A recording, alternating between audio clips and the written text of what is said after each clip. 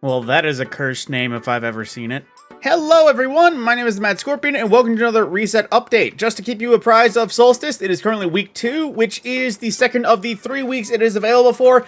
After another 2 resets, the event will officially be gone, which once again, it is very much superficial where anything you don't claim or don't do with this event will be gone after those bits. So claim what you need or want to now. That being said, there was a bit of a patch today that fixed a few things. One of the things was basically not being able to access trials regardless of owning the most recent expansion. That's something that was fixed. And there was something else regarding a specific all-class triumph in Salvation's Edge not proccing. I will go over more in detail when we actually get to that part of the video. However, they reset itself. Now, again, Solstice currently active. There was the patch, like I just mentioned. There is still that free gift of Bright Dust that will be going for the next couple of weeks. At least it's going until October 6th. So that I forget if that's going to be the next episode or if that's going to be like the next event, possibly, because you know, October, Festival of Lost, that's when it comes around. That being said, there is double Crucible rewards in the broad spectrum of the world, so keep that in mind in case you just want to play some Crucible for the rewards part and, you know, going for the loot. The Nightfall this week is the Liminality Strike, which it seems a bit recent considering the last time it was around. I keep forgetting that the season has actually been active for like 13 weeks, so we should be seeing repeats by now, but I feel like this one was just 3 weeks ago. Correct me if I'm wrong, that being said. Now, speaking of Nightfall, though, it is the Undercurrent Grenade Launcher, which I still don't know if that beats out Forbearance, so it could be nifty. It can, of course, be double enhanced. It can get the Adept version, which is pretty much the leg up from Forbearance, unless you manage to get Forbearance Adept, but aside from that, it is a grenade launcher. That's all I'm going to say for it. Checking with our Crucible crowd with the double rewards right now. It is a little bit buggy on my loadout update, so just to go over the list, there is Team Scorched available, then as well Basic Control and 66 Quick Play. Competitive is its usual bit, and then for 3v3 Quick Play, it is listed as Survival, as well as the usual Rumble. Although it does label that in my loadout sheet that there is a Crucible Labs, it appears that it is not anywhere exactly, so keep that in mind, you Guardians. Now, the rest of the weekly farms, starting off with the exotic mission. It is the Vox Obscura, which is where you would earn the Dead Messenger exotic tricolor grenade launcher, which from that point, it's pretty much the only reason to go through it if you don't have red borders you need to farm. As of course, you can get the Season of the Risen red borders to drop from there. There is definitely a few solid weapons that are higher tier. I would say the sniper is worth it, the pulse rifle is worth it for PvP, and I forget of all the other weapons types off the top of my head. I believe the bow is nifty, the grenade launcher is good for PvP, but I digress. That is what is available for your weekly exotic mission. Moving on to the raids, the current active raid is the Deepstone Crypt, so if you wish to farm out the red borders from there or Eyes of Tomorrow, all challenges are active. There is many repeat farms you can do to earn every weapon, as well as the final boss can be farmed over again if you want Eyes of Tomorrow. Now, however, since it is, again, not a master mode raid like any of the others, it is just the basic version. There's no adepts you can earn from it, and there is no mobility or strength focused for Deepstone Crypt, however. Then for the dungeon, though, it is the Shattered Throne, which is probably the most quick and farmable one on the list, because obviously it is still old health pools. Nothing has been updated. I'm pretty sure you could kill the Ogre boss in one Twilight Arsenal, if I'm thinking correctly.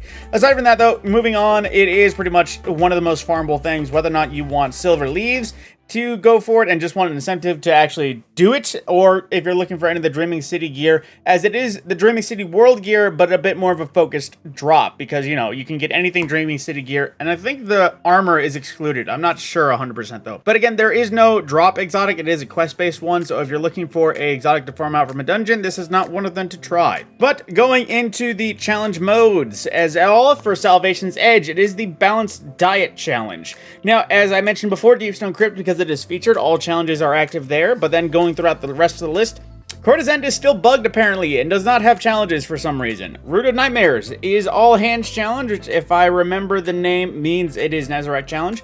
King's Fall is under construction, which I think is the don't touch the floor one. I keep forgetting for King's Fall, it's been so long. Battle Disciple is Swift Destruction, which is first encounter challenge. Vault of Glass is Ensemble's Refrain for Atheon challenge. Garden of Salvation is not listed as a challenge, so I'll double check that in a bit just to see, but then the Last Wish is the Keep Out challenge. Then for our armor farms, it is Salvation's Edge being mobility from Master Mode there, and just to round it out, we have Cabal, Taken, and Crota for the Dares of Eternity Expert Mode rotation.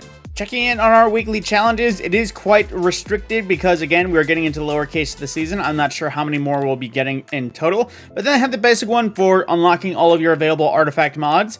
The acquire any ornament on the basic seasonal weapon. If you don't know how to do that, you basically have to play any of the ritual activities from Strikes, Gambit, or Crucible enough to reset your rank and then get all the way to max rank again. That's how you finish that one.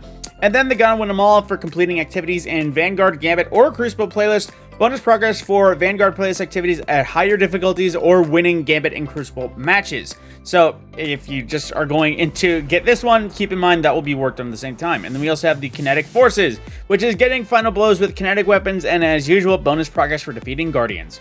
But double checking just to be sure, the Garden of Salvation is the link to the Tane challenge. For some reason, my loadout just has not updated to see what it is. But moving on from there into the Eververse. So again, there is the special seasonal offerings as usual, but then there is the Solstice gear in its own specific tab. A lot of this stuff is here at any point for silver, and a lot of it is also going to rotate in and out for bright dust. But any of these stuffs, I will always warn you, get them while you can, because as soon as the event ends, it all disappears. All of the Solstice stuff, the armor, the emotes, the nice summer themed cosmetics, they all disappear until the next Solstice event, which at that point, there will be more to earn. So I'd recommend getting what you want now and saving the FOMO for later. But going into the main page for what is available for Bright Dust, we have Oiled Algae, which is a shader from many years prior. It is a nice cleaner look. It doesn't exactly look oiled. It kind of looks shiny as if it was just cleaned, but it doesn't remind me of the old callus oil crap look. Then there is Vintage Timber, which is one of those ones that looks equally clean. It has a nice shine to it. I remember trying this on the Scourge of the Past Sparrow, always on time, and it was a nice black and yellow, but not a Bumblebee type, more of a sleek, you know, good-looking black and yellow. Aside from that, we also have the Triumph Projection, which is basically the Solstice logo in a projection, if anyone cares about projections anymore. And from this year, actually, no, this is an older year, the Summertide Kite, which is a weird-looking jump ship because it kind of looks like it's supposed to be a bug, but also looks like it's supposed to be a kite, which might be part of the charm. But again, it's a nice little event sparrow if you want a little sparrow jump ship. But then a gold rarity emote, which is basically the moat juggle, which, if I recall, this is pretty much this infinitely until you just kind of wrap it all up and stop. Then into the main store for some more, that's a repeat shader that we have already seen. We have the Grand Luster, which is a nice Callus-based shader from the past years of Solstice. I know my friend Rose definitely likes this shader because she's all about the white, gold, and purple look. Basically Callus theme, but this one represents it a little bit better. Aside from that, there is Regal Daring, which is something kind of similar, except all the purple is replaced with a dark tone red, which still looks pretty solid as a look if you want to just be a clean knight in shining armor, although Sweet Business with the ornament looks a little bit weird compared to the rest of it. Then lastly, we have the Refined Revels, which I think was a fairly recent one, which does have that kind of callus oil look to the weird shine, which it still looks pretty clean. I don't know if I'd pick it though. Again, pick and choose your shaders how you want. It's always up to you. Then for transmats, we have the beach ball effect from many years past, if I recall, which is, again, just you popping out of a beach ball. The shocking entrance, which is just a basic lightning strike to spawn in for all ye Arc fans. And the Cabal Shield Breaker, which is not event specific, so if you want this transmat effect, you can get it whenever. But at the same time, if you want it now, might as well get it because they're infinite. Into our main ticket items, we have the Getting Shade emote, which is you popping out an umbrella, and I imagine just hanging out, because hopefully that's what it is, because otherwise, yep, no, that kind of sucks. I would hope it stayed. But then we also have the Countdown emote, which is, you guessed what it would be. Well, actually, hang on, let me read that from the side. That doesn't even look like a countdown, if I'm honest. Odd naming. And we have the Midway Goer, which, actually, I think this didn't load in last time. It looks like a bumper car, or a roller coaster. Actually, yeah, no, it looks more like a roller coaster car, or a cart. I'm not sure what it's officially called, but yeah, it actually looks like something you would find at a theme park, quite literally meant for a roller coaster. I can see the whole magnetic suspension kind of array.